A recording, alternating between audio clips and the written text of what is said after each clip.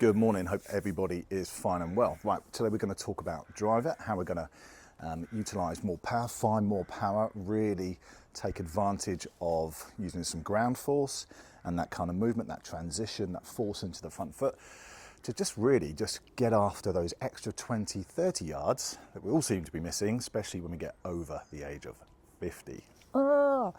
Right, so got a really simple drill, but it's really effective and it translates perfectly for you at home. Don't need to be at the driving range. Got an old bath towel that I've used, tatty old thing for club repairs and all sorts of stuff, so it doesn't need to be anything special. Some gaffer tape just around various sections just to keep it together. Now what we're trying to do with this, because this doesn't weigh an awful lot of weight, it's quite light, is to get this to the top of the backswing. Probably thinking, okay, well that's pretty easy. Well, actually, you need to create a little bit of force to get it up there because it's so light. So what we're trying to emphasize here is the speed and the urgency at which we're trying to create that backswing. It's to initiate something with the intent of delivering power into the golf swing. So as opposed to taking the club up really, really smoothly and then making a jerky movement, the intent is from the very start of the swing. Now, what we find as we get over 50 is that we start to utilize other areas of the body where we become slightly weaker. So we make up for it in other ways. One of which I see a lot is the right shoulder coming into play. So we get to the top of here. It's almost like if you were pulling a rope over your shoulder. I see this because we feel strong, okay? The core probably isn't what it used to be, or potentially. And you know, in our own minds, we kid ourselves constantly that, do you know what, I feel the same as I did when I was 30. But then you put yourself next to a 30-year-old on the driving range, and frustratingly, you see the difference. So with the drill, we're going to take this to the top here. Now, you can see the intent there.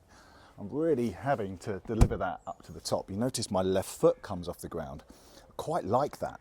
See, a lot of the tour pros are doing that now, but that really helps with then delivering that next phase of the swing, but also creates that really important intent on creating power, speed from the get-go, and kind of gets us into that mood, if you like.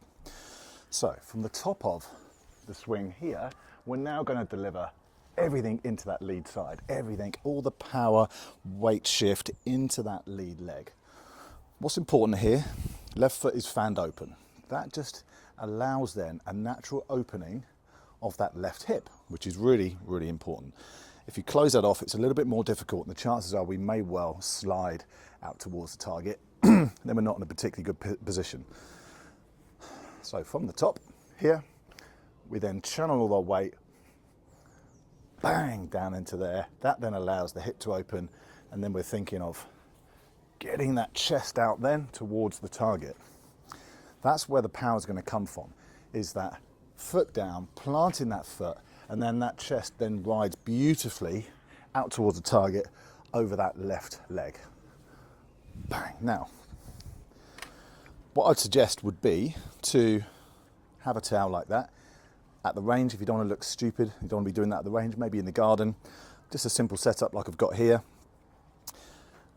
Try that with the towel, then bring that into your actual swing. So then get yourself to the top and really stamp down your authority on the way down.